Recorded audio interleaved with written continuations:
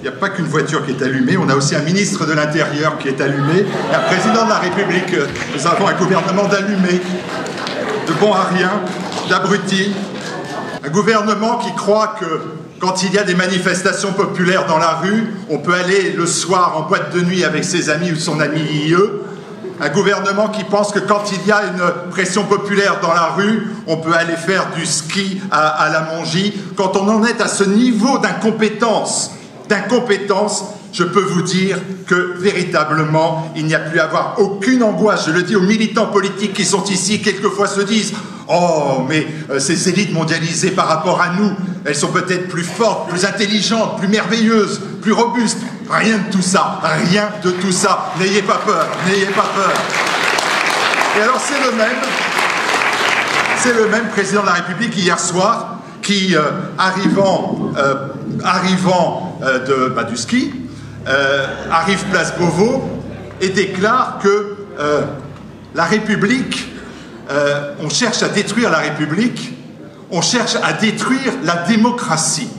Alors moi, là encore, je dois dire que les bras m'en tombent, comme disait mon ami Roger Olindre. La France n'est plus une démocratie. Et j'en veux pour preuve le thème qui est le mien, qui est celui qui m'a été donné, le traitement médiatique à charge contre les Gilets jaunes. La France n'est décidément plus une démocratie, elle est devenue une médiacratie. Ce ne sont plus les citoyens français qui ont le pouvoir, et pas même ceux qui se veulent leurs représentants dans les assemblées. L'organisation sociale, politique de notre pays est dominée par les médias, s'érigeant en premier pouvoir dans l'État.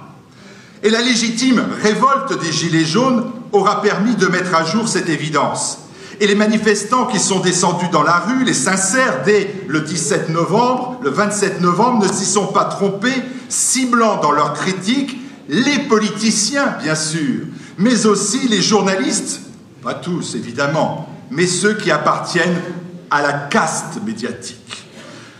La démocratie a cédé la place à la médiacratie et à sa cohorte de journalistes, à la fois déconnectés, déphasés, idéologisés, manipulés et manipulateurs. Pour faire simple, on traîne entre journalistes, on fréquente les mêmes endroits, on a les mêmes amis, on vit ensemble, on baise ensemble, on meurt ensemble. C'est une forme d'entre-soi où seules les catégories socio-professionnelles supérieures ont le droit de se joindre ou de s'immiscer. Un rédacteur de cette presse mainstream a eu cette phrase définitive, écoutez bien, « Les journalistes écrivent librement ce qu'ils sont socialement programmés à écrire. » Et c'est de cette consanguinité que vient la défiance. C'est cette consanguinité qui crée la défiance des Français. Mais le déphasage naît concrètement, réellement, d'une autre notion qui est parfaitement étrangère à la presse alternative que j'ai l'honneur ce soir de représenter. C'est le mépris pour le peuple. Comment ne pas mettre dans cette catégorie les apathies, les Cohen et autres chroniqueurs mondains?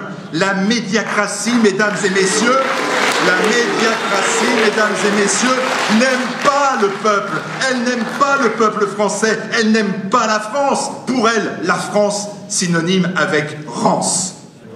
Dès les premières manifestations des Gilets jaunes, la propagande des journalistes s'est mise en branle. Le 18 novembre, sur des centaines de milliers de manifestants, Libération évoque l'indignation après des agressions homophobes, islamophobes et racistes. Le lendemain, le Nouvel Obs dénonce des actes homophobes, racistes et sexistes cette fois-ci. Les invoque sont sur la même longueur d'onde et ajoutent au racisme, au sexisme, à l'homophobie, l'antisémitisme. Le trait est outré. Les condamnations sans aucune forme de procès sont définitives. Le peloton d'exécution est en place.